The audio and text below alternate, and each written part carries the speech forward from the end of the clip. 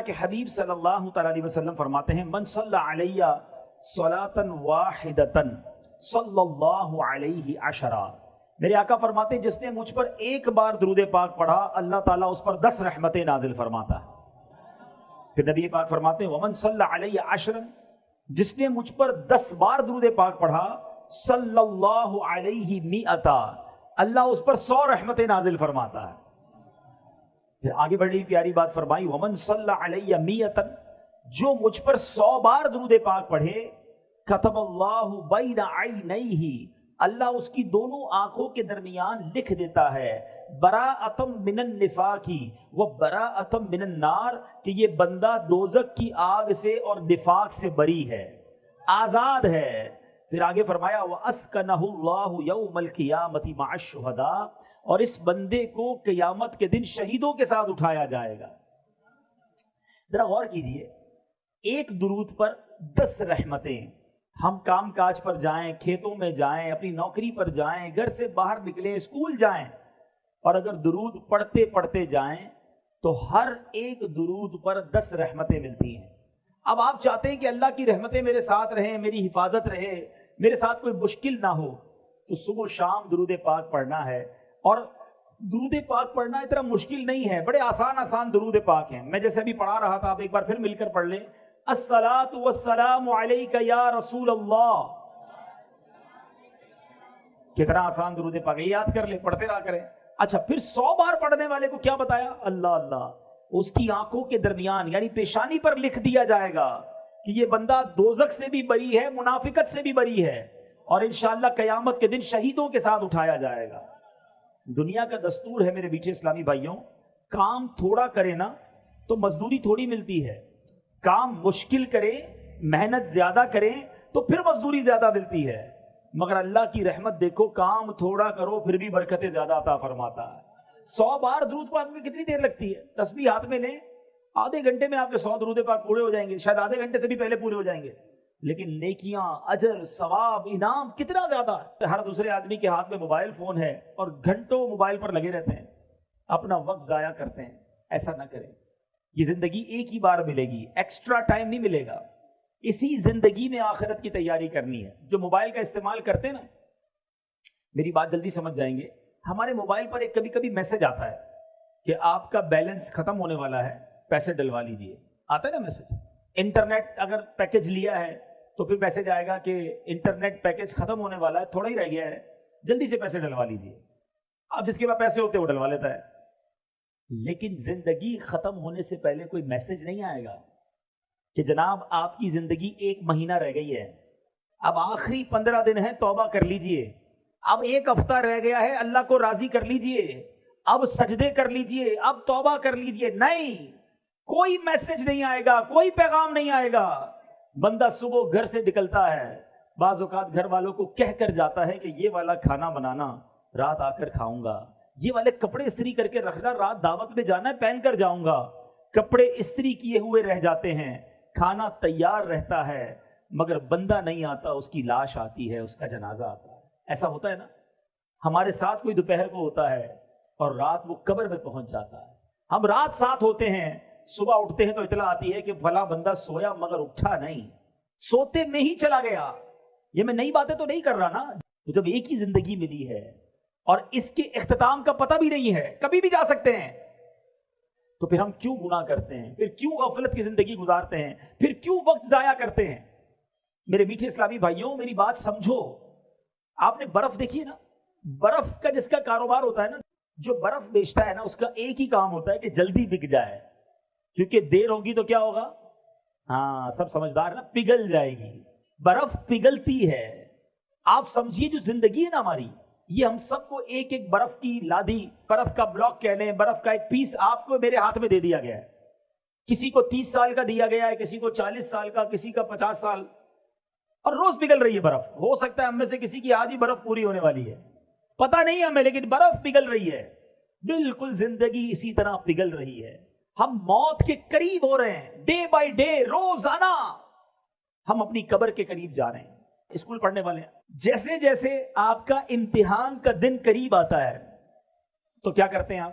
تیاری کرتے ہیں، जितना इम्तिहान करीब आता है उतनी टेंशन शुरू हो जाती है। 5 इयर्स पेपर, 5 साल पेपर, किसी सारा साल जिस तालिब इल्म को नहीं पूछते अब उसी को ढूंढ रहे होते क्योंकि वो काबिल है, उसने सबक याद किया होता है, उसके पास नोट्स बने हुए होते हैं, बंदा कहता है उसको पकड़ो, उसको सबक आता है, वो सिखा देगा। इम्तिहान में 1 हफ्ता रह जाए, अब रात को नींद नहीं आती, अब सारी रात तैयारी। ऐसा ही है ना, सुबह इम्तिहान हो, वो रात तो सारी टेंशन में गुजरी हमारी। मैं आपसे पूछता हूं, तुम्हारा इम्तिहान करीब आता है, तुम्हें फिक्र शुरू हो जाती है, क्यों ये एहसास नहीं होता कि हर गुजरने वाला दिन मैं कब्र के इम्तिहान के करीब हो रहा हूं। हमने कब्र में जाकर भी एक इम्तिहान देना है। स्कूल के पेपर में फेल हो गए तो क्या होगा मुझे बताओ ना, दोबारा अगले साल फिर वही जमात पढ़नी पड़ेगी, और तो कुछ नहीं होगा ना। लेकिन कब्र के इम्तिहान में जो फेल हुआ ना, उसको ऐसा नहीं होगा कि दोबारा सप्लीमेंट्री जिम्नी पेपर देने का मौका दिया जाएगा, नहीं। इधर इम्तिहान हुआ, इधर फेल हुआ, इधर जहन्नम का अजाब शुरू हो गया। ये एक ही बार देने का मौका मिलेगा, समझो बात। मैंने भी वो इम्तिहान देना है, आपने भी वो इम्तिहान देना है। 5वीं जमात, 6ठी जमात, 8वीं जमात, 10वीं जमात, ग्रेजुएशन, FA, इसके इम्तिहान की कितनी फिक्र। जिसका पेपर सिलेबस भी पता है, तारीख भी पता है, किस तारीख को होगा, कितने बजे होगा, यह भी पता है, मगर एक इम्तिहान ऐसा है जो आज भी हो सकता है, कल भी हो सकता है। उसकी तैयारी की किसी को परवाह नहीं है, कोई सोचता भी नहीं है उसके बारे में कि मैं उस इम्तिहान में कामयाब हूंगा कि नहीं हूंगा। ये कैसी गफलत है, ये कैसी सुस्ती है। ऐ मेरे नौजवान, बड़ी तादाद में माशाल्लाह मैं देख रहा हूं, बहुत बड़ी तादाद में नौजवान हैं। आप सब नौजवान हैं, अपनी आखिरत की फिक्र क्यों नहीं करते, क्यों अल्लाह को नाराजी वाले काम करते हैं। तो एक काम, आज पहला मैसेज आज के बयान का ले लीजिए कि इंशाअल्लाह अब रोजाना कसरत से दुरूद पाक पढ़ेंगे इंशाअल्लाह। चलते फिरते उठते बैठते दुरूद पढ़ते रहिए, रहमतें नाजिल होंगी। एक दुरूद पढ़ें 10 नेकियां भी मिलती हैं, 10 गुनाह भी माफ हो जाते हैं। फायदा है ना, गुनाह भी तो कर रहे हैं वो माफ हो जाएंगे, तौबा भी करते रहे, गुनाह भी इंशाअल्लाह माफ होंगे। दुरूद पाक पढ़ेंगे इंशाअल्लाह। एक बार मोहब्बत से दुरूद पाक पढ़ लें, सल्लु अलल हबीब सल्लल्लाहु ताला अला मुहम्मद सल्लल्लाहु अलैहि वसल्लम। आज मैं आपको 2 वाक़े सुनाऊंगा और उन 2 वाक़यात से हमें अंदाजा होगा कि हमारा रब कितना करीम है, कैसा रहीम है, कैसा मेहरबान है, कैसा एहसान करने वाला है, कैसा नवाजने वाला है। दुनिया का दस्तूर है मीठे इस्लामी भाइयों, आप कहीं नौकरी करते हो, आपका सेठ आप पर बड़ा मेहरबान हो, तनख्वाह टाइम पे दे, कभी कभी बोनस भी दे दे, टाइम पे छुट्टी भी दे दे, आप क्या कहते हैं, यार ये बड़ा अच्छा आदमी है। वो नाराज नहीं होना चाहिए, उसको मेरी बात बुरी नहीं लगनी चाहिए। कोई आपको कर्जा दे दे, नौकरी दिला दे, मेहरबानी कर दे, आप कहते हैं यार इसने तो मुसीबत में काम आया था, इसको तकलीफ नहीं होनी चाहिए, ये नाराज नहीं होना चाहिए।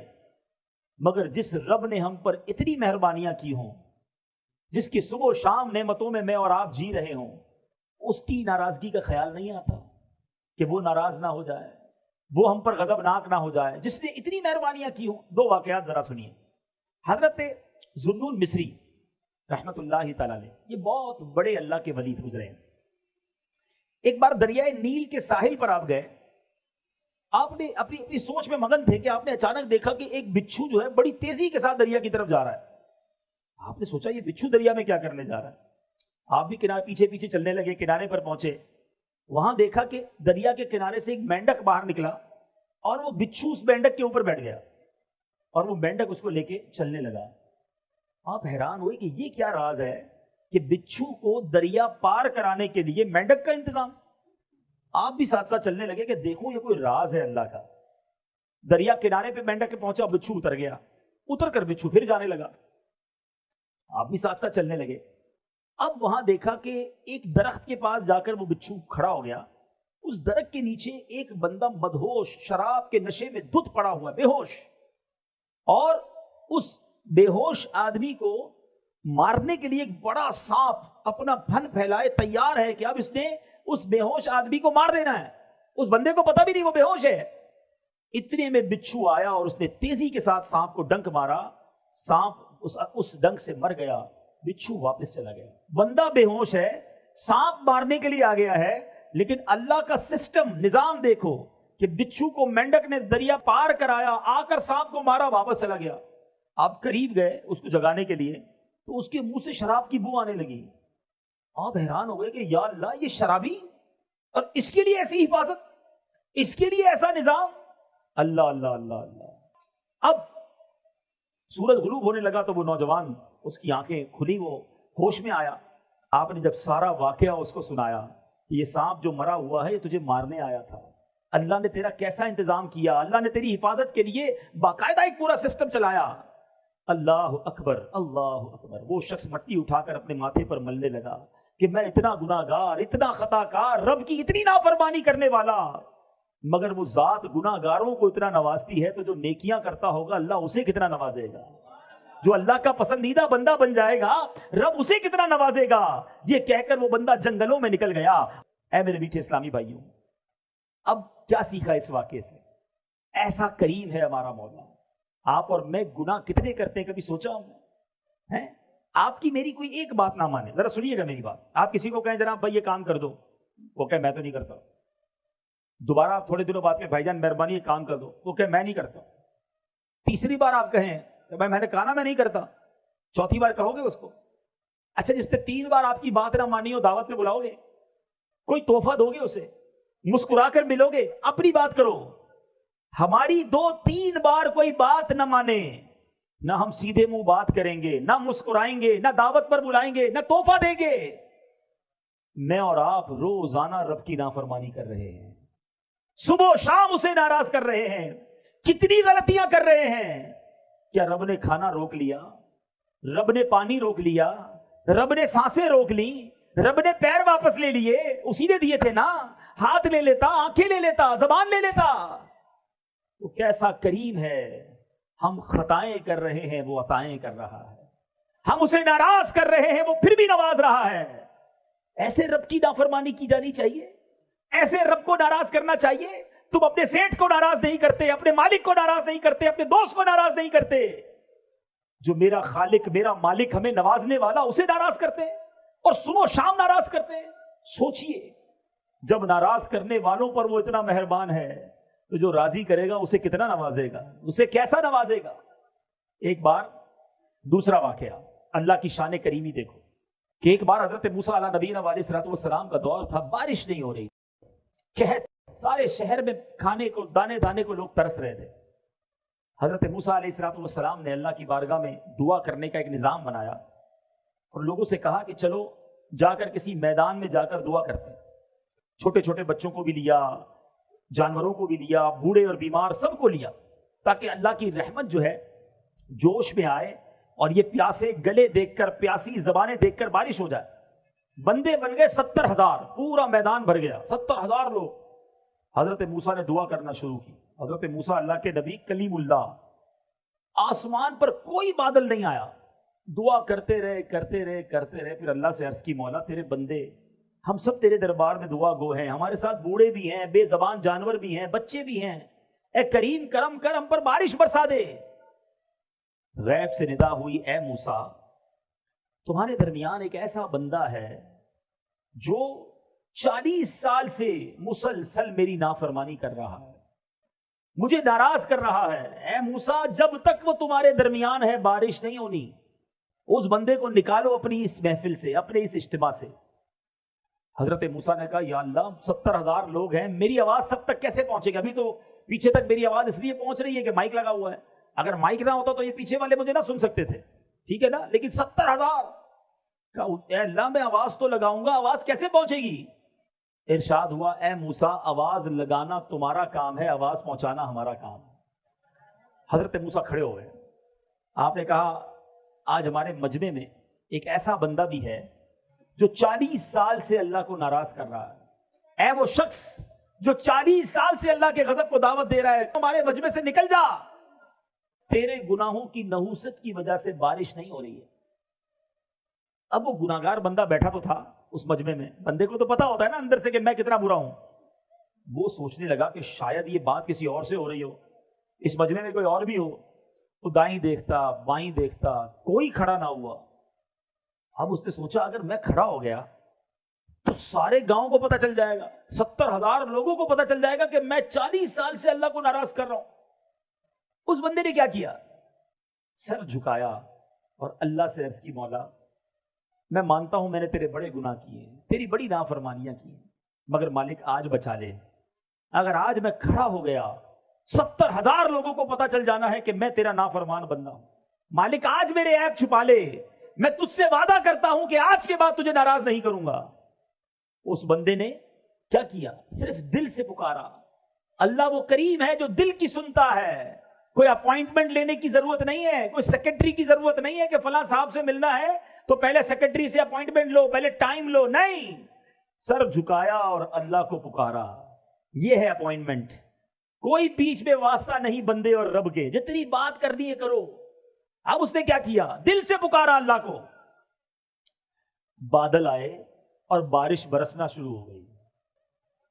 हजरत मूसा ने कहा, या अल्लाह, निकला तो कोई नहीं बाहर, हमारे इस मजमे से तो कोई बाहर नहीं गया, बारिश कैसे हो गई?